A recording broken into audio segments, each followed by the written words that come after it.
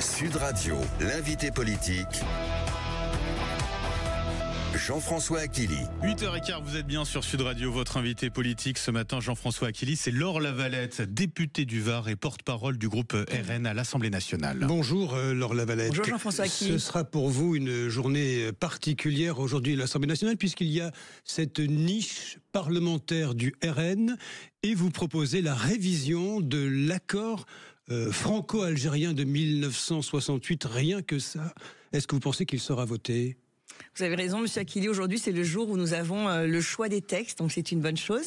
En tout cas, ce qui est sûr, c'est que ce texte remporte une majorité, en tout cas d'idées, à l'Assemblée nationale. Donc, vous avez fait les comptes ? On pourra aujourd'hui. Non, mais les comptes, ils sont faits. Vous savez, il y a toute l'année déjà pour écouter ce que disent les hommes politiques, que ce soit Wauquiez, Retailleau, notre ancien ministre, notre ancien Premier ministre.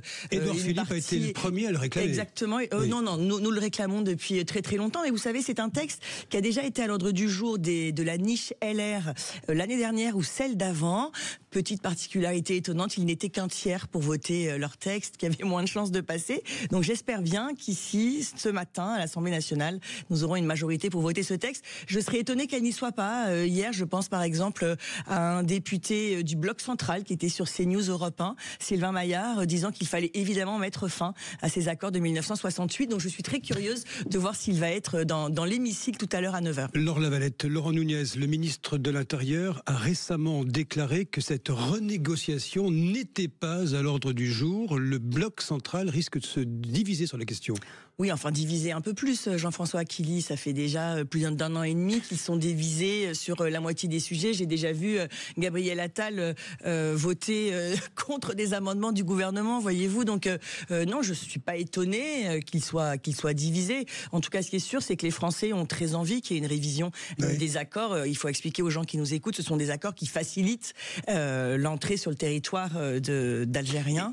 Oui. Ça pose une vraie question. Vous savez, il y a une majorité de personnes sous OQTF qui sont de nationalité algérienne. Il y a une surreprésentation de cette nationalité aussi dans les actes de délinquance. Il n'y a pas de raison que leur venue soit facilitée. Et il y a toutefois un député qui connaît le sujet, c'est Charles Rodwell, il est EPR, Ensemble pour la République. Il dit que comme vous n'avez pas aménagé votre proposition de loi, eh bien, on reviendrait à des accords de 62, ce serait un déferlement migratoire. Oui, enfin, Charles Rodwell a surtout pas envie de voter une proposition de loi du Rassemblement national. Vous savez, ils sont sectaires et dogmatiques. Je le déplore parce que sectaire et dogmatique, vous dites. Oui, parce qu'en fait, je suis certaine que Monsieur Rodwell voudrait le voter, mais comme ça vient de chez nous, il ne le fera pas. Il dit d'ailleurs dans son rapport que ces accords nous coûtent 2 milliards par an, au moment où on cherche des milliards partout. Évidemment, ce serait une bonne chose. Il y a un deuxième texte qu'il demande le rétablissement du délit de séjour irrégulier. Là encore, vous défiez la droite, vous l'invitez à voter pour vous. Qu'est-ce que vous faites ? Vous voulez briser le cordon sanitaire ?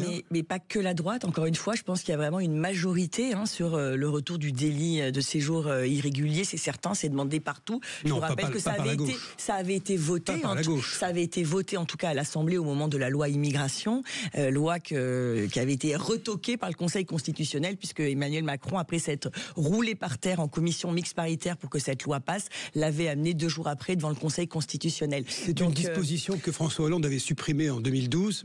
La gauche n'en veut pas du rétablissement. Oui, enfin il n'y a pas que la gauche à l'Assemblée nationale et je peux vous assurer que là encore, les Français, non seulement on en a envie, mais on en a besoin. On a besoin de cet arsenal qui nous permettra de lutter contre cette immigration massive, dérégulée que subissent les Français et qui ont des conséquences sur notre économie, sur notre identité, sur notre sécurité. Donc j'imagine que Marine Le Pen fera les comptes au sortir de la niche. Ah oui, les comptes, bien sûr, on sera là pour les faire. C'est pas un défi, c'est pas un piège. Excusez-nous déjà de mettre à l'ordre du jour des textes qui nous paraissent importants.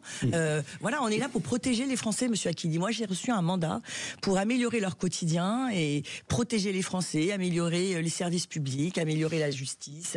Voilà, et ce délit de séjour irrégulier, il est fondamental dans l'arsenal juridique qui nous permettra de lutter contre cette immigration et de protéger nos enfants. Laure Lavalette, le Rassemblement national est-il un allié objectif de la France insoumise ? Vous avez voté contre toute attente la fameuse taxe GAFAM avec LFI, main dans la main, un texte qui est initié par Attac et par Monsieur Zuckman. Non mais vous savez, si le ciel est bleu, et si c'est la France insoumise qui dit que le ciel est bleu, je ne vais pas dire qu'il pleut. Vous voyez, monsieur Achili, ça aussi c'est peut-être une grande différence que nous avons avec d'autres partis politiques, d'autres familles politiques, c'est qu'effectivement pour le coup on n'est pas dogmatique. Moi ça fait 3 ans que je suis élue, 3 ans que je vote des amendements d'où qu'ils viennent, s'ils peuvent améliorer le quotidien des Français. Et effectivement ça nous paraît pas aberrant d'aller taxer ces GAFAM et pour qu'elles se retrouvent avec la même fiscalité que les entreprises françaises, justement pour qu'elles ne les mettent pas en concurrence. Donc voilà, encore une fois, c'est pas une histoire d'être main dans la main. C'est une justice fiscale que vous réclamez. Non mais là, typiquement, cet amendement nous paraissait intéressant et nous l'avons voté. Mais la justice fiscale, bien sûr, on la demande et pour le coup, on est très éloigné de ce que demande la France insoumise parce qu'on n'est pas là, nous. Enfin, eux, ils font un budget avec 180 milliards de taxes supplémentaires. Vous votez avec évidemment. Madame Je vote avec eux. Encore une fois, excusez-moi de vous dire que quand il y a un amendement qui nous paraît cohérent, bien sûr qu'on le vote. Mais vous savez, je vote aussi avec le Bloc Central de temps en temps. Je vote avec LR, je vote avec Lyot et avec Horizon, voyez-vous. Donc ça n'a pas. Pardon. Vous picorez en fait. Vous votez. Non, je picore pas. Je n'ai qu'une seule boussole, monsieur Achili. C'est l'intérêt des Français. Alors justement. Et cet intérêt des Français, voilà, il y a du bon sens de temps en temps politique qui est sur l'entièreté de l'échiquier. Donc nous ne nous interdisons rien. Je vous entends là-dessus, Laure Lavalette. Pourquoi est-ce que vous votez pour GAFAM mais contre Zucman, contre la fameuse taxe Zucman ou du moins son avatar? Mais parce que déjà cette taxe, on nous a menti sur le mécanisme, on nous a menti sur l'argent qu'elle allait renflouer dans les caisses. Et pour le coup, cette taxe-là, Zucman va faire fuir toutes les entreprises françaises qui continueraient à investir si on ne les taxe pas. Donc il n'en était pas question. En plus, a priori, elle ne ramènerait que 5 milliards. Les économistes se sont tous mis d'accord pour dire que ça serait 5 milliards la première année et probablement plus rien l'année d'après puisque ces entreprises seraient toutes parties à l'étranger. Donc vous voyez que ça n'a pas de sens. 75% de vos électeurs, c'est l'IFOP qui le dit, c'est très sérieux, sont pour la taxe Zucman. 75% de vos électeurs du Rassemblement national. Encore une fois, je vais vous dire, un budget, c'est la traduction comptable de choix politiques. Vous allez à l'encontre de vos électeurs. Non, mais vous avez raison. Bon, écoutez, je sais pas, quand on regarde les sondages, dont un sondage qui va sortir aujourd'hui sur la popularité de Jordan Bardella, j'ai quand même pas l'impression qu'on aille contre les sondages. Sinon, je pense que les Français nous auraient abandonnés depuis longtemps. En tout cas, ce qui est sûr, c'est que par exemple, nous, on a préféré, on a eu une grande victoire hier, puisqu'on a préféré taxer la fortune financière, la spéculation financière, plutôt que l'immobilier, voyez-vous, parce qu'on pense qu'effectivement les Français doivent continuer et redevenir un peuple de propriétaires tels qu'ils l'ont été. Et on a un impôt sur la fortune financière que nous proposons avec Marine Le Pen. Oui. Je vous le détaille quand même, tant qu'à faire, j'en profite en étant là, qui sort de l'assiette fiscale la résidence principale, les biens professionnels et 75% des parts que vous pourriez avoir dans une TPE, PME ou une ETI. Donc vous voyez, c'est une philosophie qui est très différente. Ça concerne un peu moins d'1% des Français. Et puis il faut expliquer pourquoi. Il faut redonner ce consentement aussi à l'impôt, à la dépense. On trouve effectivement qu'il est de justice fiscale que ceux qui gagnent le plus d'argent puissent participer au redressement du pays. Mais il faut leur expliquer pourquoi. Notre impôt sur la fortune financière, c'est 3 milliards.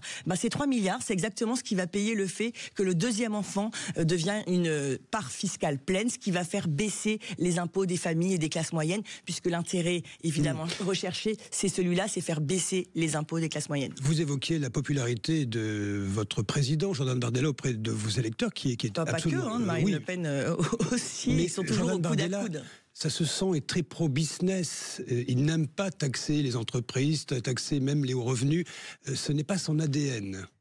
Mais en fait, vous savez, nous sommes... une vraie différence avec Marine Le Pen. Non, ce n'est pas une critique, c'est un constat. C'est pas vrai, nous faisons baisser les impôts de production, nous avons supprimé la CFE, la contribution foncière aux entreprises, ça fait baisser naturellement les impôts de production de 20%. Il reste la CVAE et la C3S certes, mais non, mais ça c'est pas une mesure de gauche, voyez-vous. Quand vous faites baisser les impôts de production, évidemment, vous baissez le coût du travail, c'est évidemment fondamental à l'heure actuelle, et ça n'est pas, c'est pro-business de faire ça, et c'est une mesure de Marine Le Pen.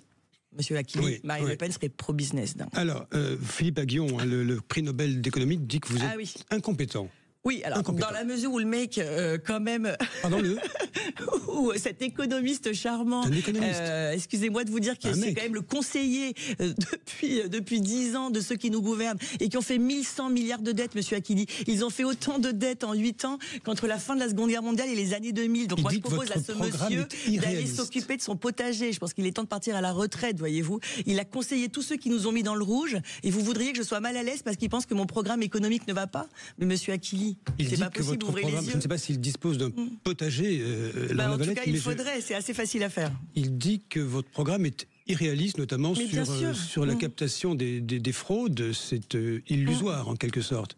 Oui. D'accord, encore une fois, il a été le conseiller de tous ceux qui ont mis la France à feu et à sang de façon budgétaire, donc autant vous dire qu'il vaudrait mieux qu'il garde ses conseils. Est-ce que nous allons arriver à boucler ce budget, Laure Lavalette, dans les temps Où est-ce que cela va? Est-ce que cela va dans le mur? Oui, mais on le savait, monsieur Akili. Enfin, je veux dire, depuis le départ, avant même que ce budget ait commencé, nous avions dit qu'il ne serait jamais voté. Hier, quand je suis partie de l'hémicycle, il restait 2500 amendements. Je veux dire, il y a eu une espèce d'embolisation, 2500 amendements, même si nous y passions nos jours et nos nuits et tous nos week-ends, il y a un problème au niveau du délai. Jean-Philippe Tanguy l'a dit depuis le départ, ce budget va passer par ordonnance.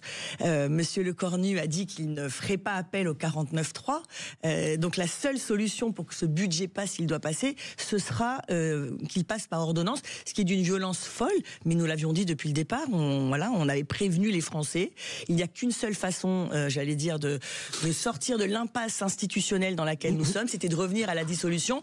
Les socialistes et les LR se sont vendus pour des plats de lentilles, ça n'est que partie remise, mais pendant ce temps, on perd notre temps. Vous voulez une dissolution toujours, une censure, une dissolution, et repasser par les urnes tout de suite, là? C'est ce que vous souhaitez ou pas? Il n'y a pas d'autre choix, en fait, quand on voit l'impasse dans laquelle nous sommes. Ce budget, il n'y aura pas de majorité, même s'il devait être voté. Donc, vous savez, quand entre les deux tours des élections législatives, en fait, d'avoir fait un espèce de front républicain pour empêcher Jordan Bardella d'arriver à Matignon, ça ne fait pas une politique. L'Assemblée nationale est complètement à l'arrêt depuis 1 an et demi. On a voté 4 textes, dont la discrimination capillaire. Donc, autant vous dire que oui, il est urgent d'en revenir aux urnes pour qu'il y ait une grande majorité, parce que notre pays est dans un tel état qu'il faut des grands choix politiques. Ces grands choix politiques, ces grands choix, ils nécessitent une grande majorité, sinon on ne peut pas changer justement, les choses. Grande majorité, vous dites Laure Lavalette, vous prenez...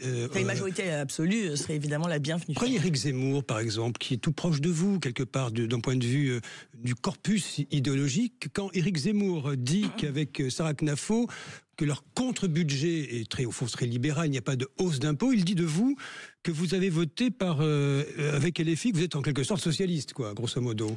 Oui, c'est le gros argument d'Éric Zemmour. Enfin, vous savez, Reconquête, c'est à peine 5%. Il peut parler de façon très libre parce que lui ne s'apprête pas à prendre le pouvoir. Monsieur Akili, nous apprêtons à être la prochaine famille politique qui va gérer la France. On se propose à l'alternance. Donc, Éric Zemmour, évidemment, non, mais je ne dis pas ça. Je vous dis qu'il faudra évidemment aller chercher très largement sur l'échiquier politique. Vous savez, un des premiers slogans de Marine Le Pen, je me souviens au tout début de la campagne, c'était de Montebourg à Zemmour. Bon, c'était avant que ça se gâte un peu et qu'ils échangent des noms d'oiseaux. Mais vous savez, avant d'aller faire les poches des Français, il y a des choses à faire. Il faut aller faire évidemment des économies sur cette immigration massive dérégulée. Il y a au moins 16 milliards qui peuvent être faits si vous réservez les allocations de solidarité aux Français. Il faut aller négocier. Éric Zemmour dit la même chose. Non, mais d'accord, sauf qu'Éric Zemmour n'est absolument pas en capacité pour l'instant d'être l'alternance dont le pays a envie. Il faut aller négocier notre contribution nette à l'Union européenne. Il faut lutter contre la fraude. Il faut faire des économies dans le train de vie de l'État. Tout ça, il faut le faire avant d'aller faire la poche des Français.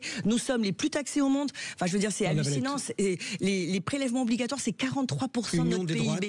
Union des droites, au final, vous souhaitez que ça aille aller, peut-être pas de Montebourg à Zemmour, mais de Le Pen à je ne sais pas qui. Union des droites, Union des souverainistes, Union des patriotes, mais vous savez, vous êtes assez mal placé. Moi, en 2024, mon suppléant était LR avant même qu'il devienne UDR. Donc moi, factuellement, j'étais la seule circonscription déjà à avoir fait l'Union des droites. Et vous savez très bien que à Toulon, il y a une grande porosité de nos électorats. Vous êtes candidate à la municipale de Toulon. Non, je suis pas encore. Je réfléchis toujours, mais plus la date approche, et évidemment plus j'ai envie d'y aller. Mais en tout cas, à l'heure actuelle, je suis pas encore candidate. Mais voilà, mon suppléant était LR, donc bien sûr que il faut voir ce qui nous rapproche. Et regardez, avec Éric Ciotti, nous avons quelques divergences, mais elles sont tellement minimes par rapport à ce qui nous rassemble et par rapport à l'urgence du pays. Enfin, je veux dire, venez avec moi dans la rue, venez avec moi dans ma circonscription. Les Français ont bien compris que nous étions dans un chaos budgétaire, sécuritaire, migratoire. Pour les en sortir, il faut que nous ayons une majorité. Et pour ça, il faut aussi aller chercher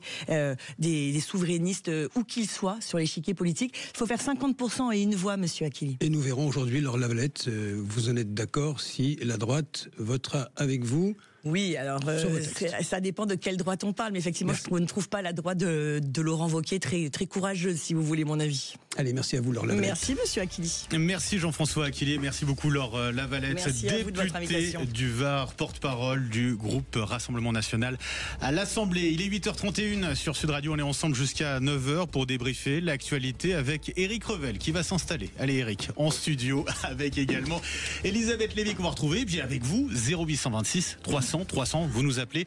Manu vous accueille au standard et puis moi je vous accueille à l'antenne juste après ça.